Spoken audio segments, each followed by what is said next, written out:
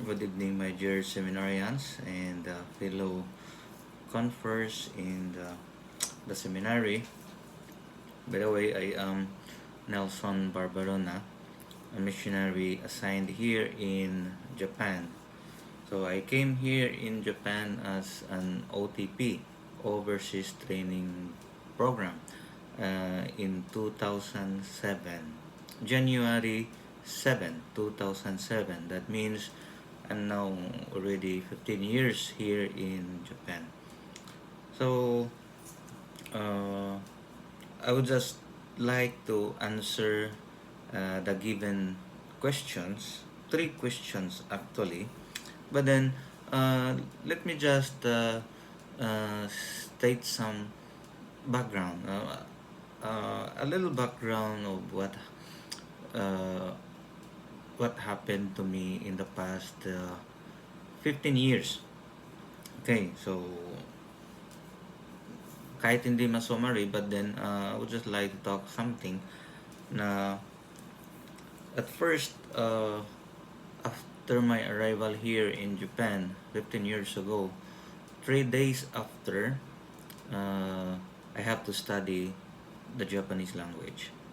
And well, 2 years course of intensive Japanese course. So you will learn a lot of communication skills and their culture, anything from Japan. They teach you how to act or to behave like a real Japanese.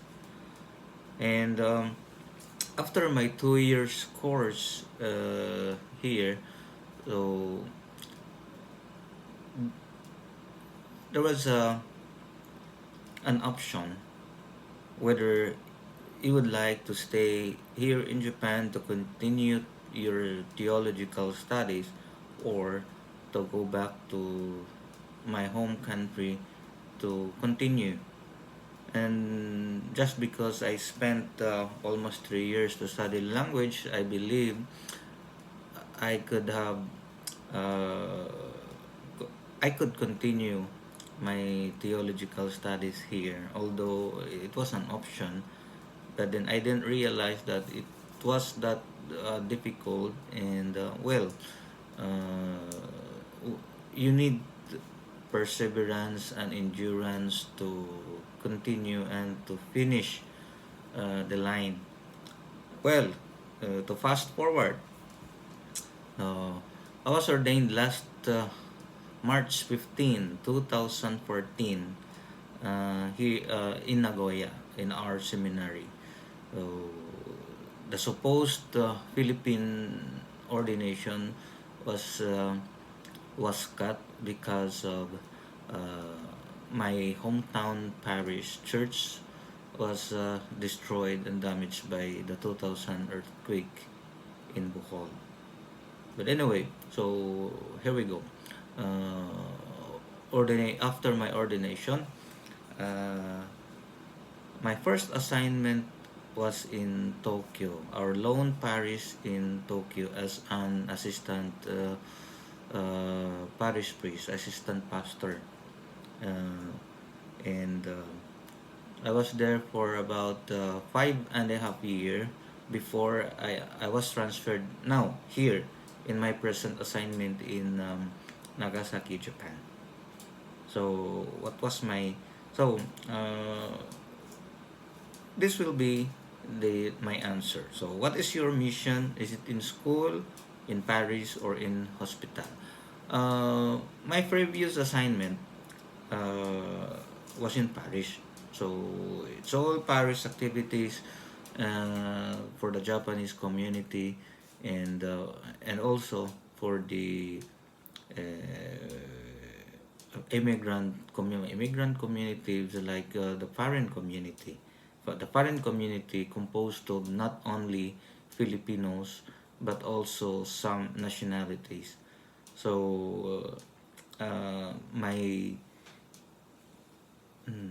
my main ministry was really in the parish, because we don't have a school, or we don't have any any activity aside from the Paris in Tokyo. So masses and uh,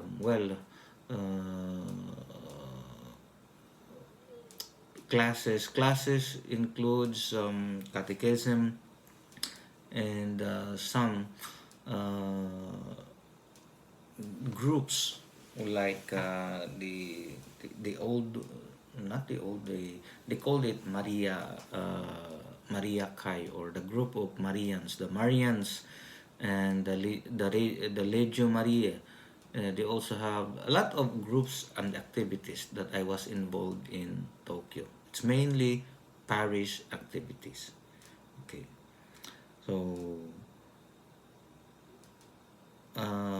here in Nagasaki, where I am right now, I am assigned in the parish also.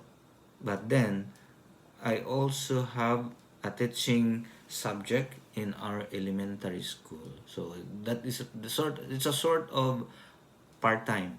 So we don't get any money in it, but because it is our school, our Nansan, we call it Nansan Elementary School. So part of the, so the school is located inside our parish, inside, not inside the building, but around, within the vicinity of the parish. So that is the parish school actually. Then I teach religious religion for the grade 3 actually, and it's very challenging for them because uh, it's not normal for them to study Old Testament. So, so I am teaching them religion, particularly the Old Testament. Okay. What is, or what are the challenges in your mission? Okay, so aside from the school, we have also the parish here. But then, due to the pandemic and the continued soaring of cases in Corona, from the time I was assigned here last 2 years ago, so there were no activities really at all. I mean, uh, parish activities were all cancelled and suspended because of the corona until now. So especially after the holidays, this year after the holiday, the number soars 3 times than the previous years. It's really difficult and really terrifying.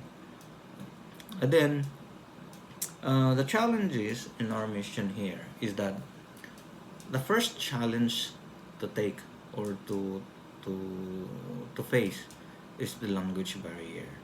So you have to be very careful. You have to be very careful in in choosing the language, choosing the words or the right words for them to speak. And they have also the so-called honorific form. Now, uh, but then, if you can uh, consistently, or shall we say, uh, if you know how to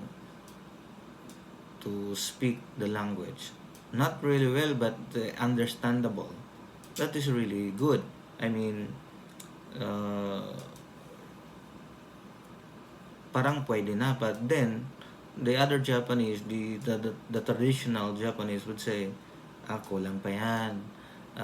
Kailangan mo pang mag-aral, etc., etc.